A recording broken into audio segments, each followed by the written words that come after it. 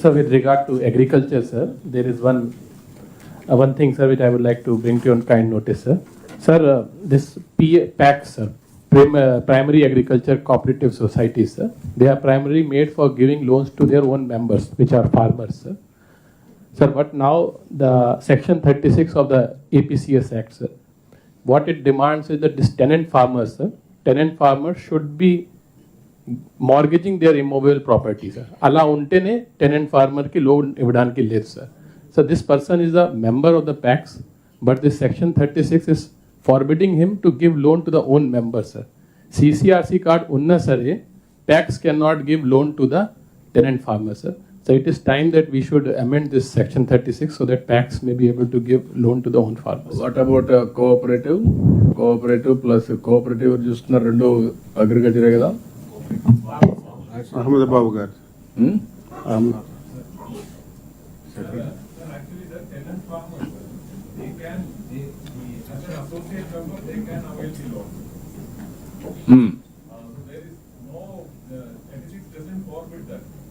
CCRC cards, the loans are given to the most. 265 crores have been extended.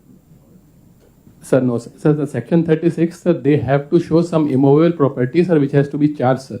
Tenant దగ్గర property లేదు కాబట్టి, sir, that is why he is a tenant farmer. Earlier, sir, up to 3.5 lakhs, sir. Now there is no need for any mortgage now. Without mortgage, sir, they Okay, clarified. Go ahead. Any problem? Have a call with Babu. Then anybody? Sir, Collector Kadapa, sir. Sir, because of fast adaptation of the horticulture crops in the field, sir, in many mandals, sir, agriculture has become less than 10% of the total area, sir. But అక్కడ agriculture officer ఉంటున్నారు, తర్వాత మనకి field ఇప్పుడు నేనేమంటానంటే redeployment ఒక చిన్న ఇది దీనికి దానికి సంబంధం లేదు. మీ డిపార్ట్మెంట్ ఇది, మీ అన్నిటికీ అవి పెట్టేసి లేని పని లింకులు పెట్టి మీరు ఎన్ని కాంప్లికేట్ చేయొద్దండి. ఇది agriculture allied, agriculture, horticulture, veterinary, all these people you adjust among your cells. దాన్ని దీన్ని లింకులు పెట్టద్దండి. రెడీ చేయడం కాదు, మీరు అవసరమైతే you can give freedom to collectors. అక్కడ ఇప్పుడు అగ్రికల్చర్ లేదనుకోండి, వాళ్ళకి స్కిల్ డెవలప్మెంట్ చేసి రీఓరియంట్ చేసి హార్టికల్చర్ ఉపయోగించుకుంటారు. హార్టికల్చర్ సచివాలయ వ్యవస్థలో ఉంది, ఆల్రెడీ ఎక్కడ ఏ క్రాప్ ఉందో దానికి హార్టికల్చర్ కూడా హార్టికల్చర్, అగ్రికల్చర్ డివైడ్ చేసి ఇచ్చేసాం సార్. అంటే మీకు మళ్ళా మీకు అగ్రికల్చర్ కు అలైడ్ కు సంబంధించి ఉంటే భాస్కర్ మీకేంటి అబ్జెక్షన్ వల్ల? No objection sir. మరి ఎందుకు వచ్చింది అది? ఈ డిస్కషన్ ఎందుకు వస్తా ఉన్నా?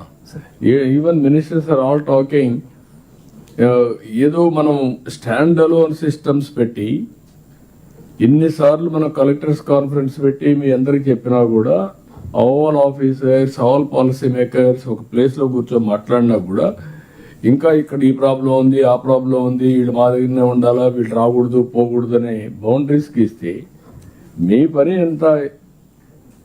స్వర్ణ గ్రామం వార్డు పని ఎవరికి అవసరమైతే వాళ్ళకి ఇవ్వడం తప్ప మీకే సంబంధం లేదు దాంట్లో. వాళ్ళకు కొన్ని ఫుల్ టైం ఉన్నాయి. ఇప్పుడు రెవెన్యూ ఉంది, రెవెన్యూ ఫుల్ టైం ఉంది. వాళ్ళని మళ్ళీ మీరు లేనిపోయిన హోల్డప్ చేసి 1 year ప్రోగ్రామ్ కాదు నాకు.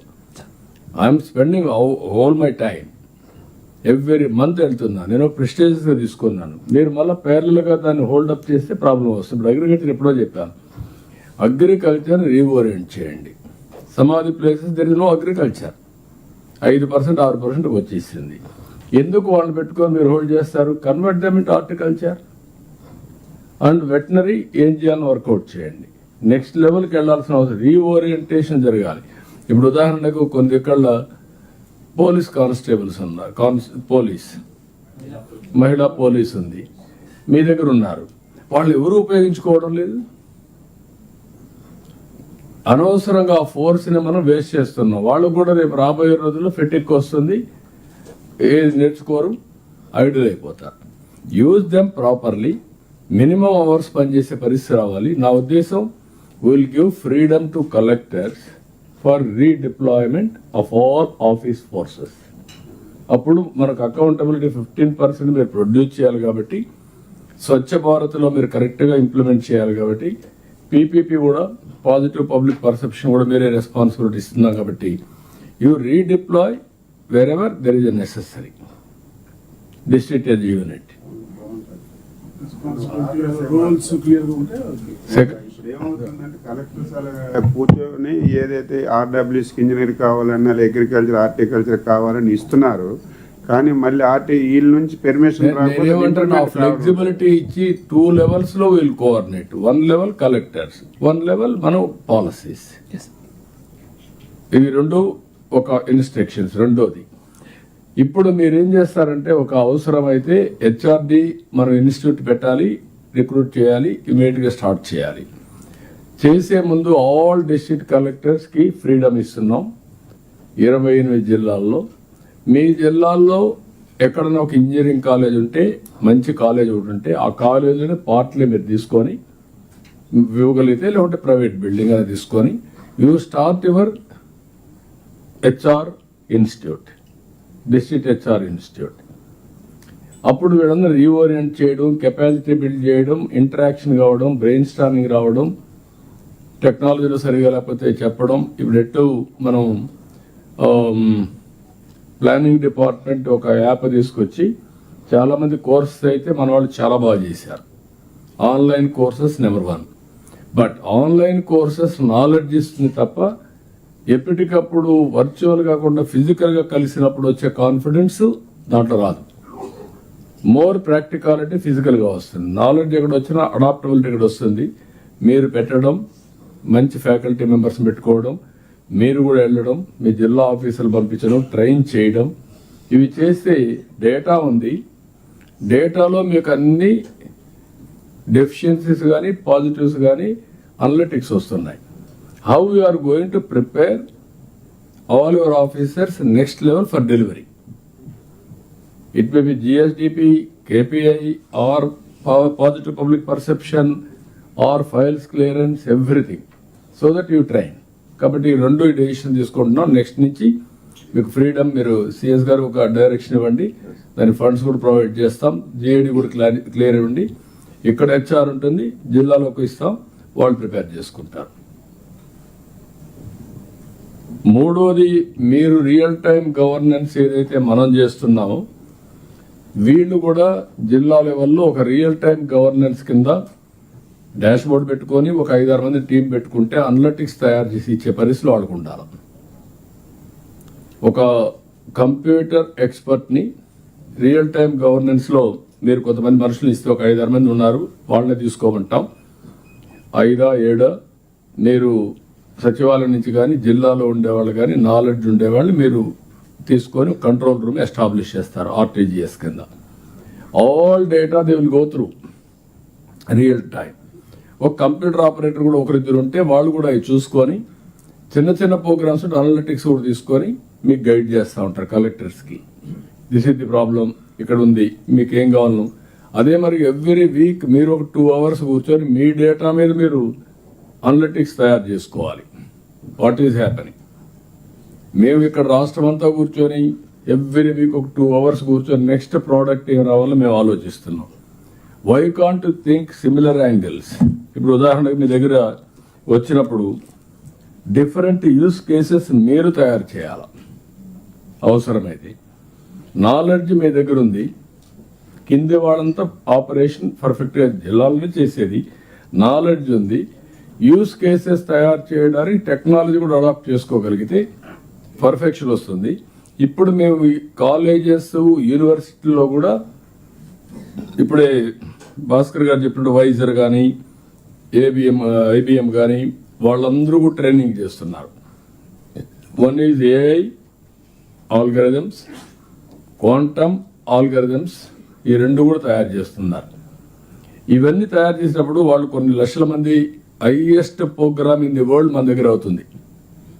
ఇంతమందిని ఏ కంట్రీలో కూడా ట్రైన్ చేయడం లేదు, ఏ రాష్ట్రంలో కూడా చేయడం లేదు. ఇంతమందిని ట్రైన్ చేసినప్పుడు వాళ్ళకు వర్క్ క్రియేట్ చేసే పరిస్థితిలో మీరు ఉండాలి. మళ్ళీ అప్పుడే శాండ్ బాక్స్ ఉపయోగపడుతుంది.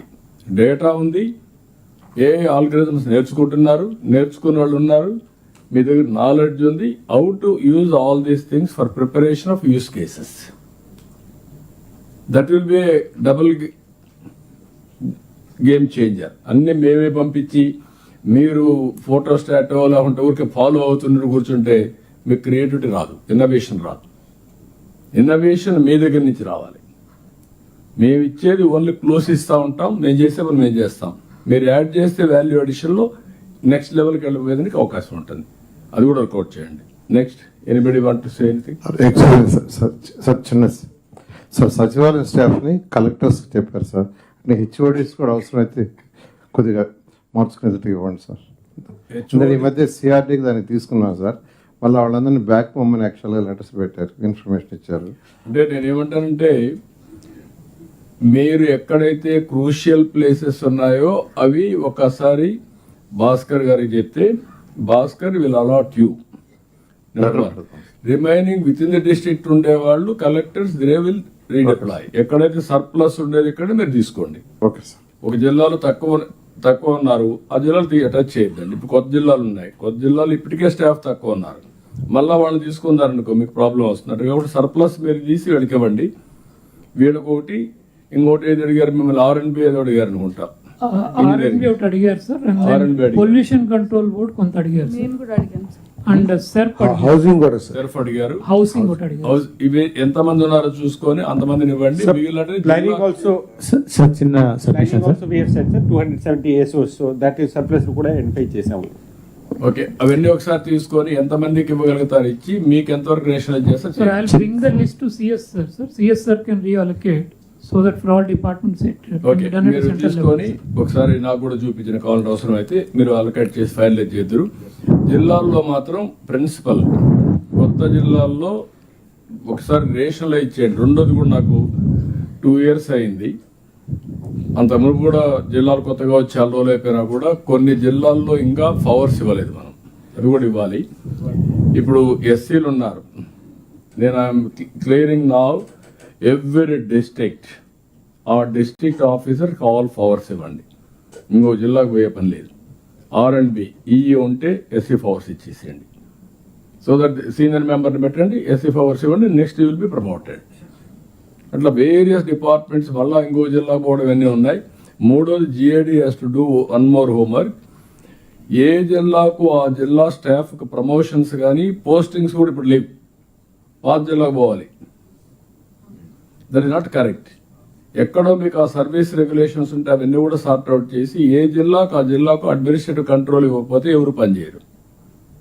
ఇప్పుడు వీళ్ళు నేరుగా ఇంకో జిల్లా పంపించి వీళ్ళు రాసి పంపిస్తే మళ్ళీ వాళ్ళ ఆర్డర్స్ ఇష్యూ చేస్తే వీళ్ళు అమలు చేస్తారు. అవన్నీ మార్చేసేయండి, ఇమీడియట్గా సార్ట్ అవుట్ చేయండి ఇవన్నీ.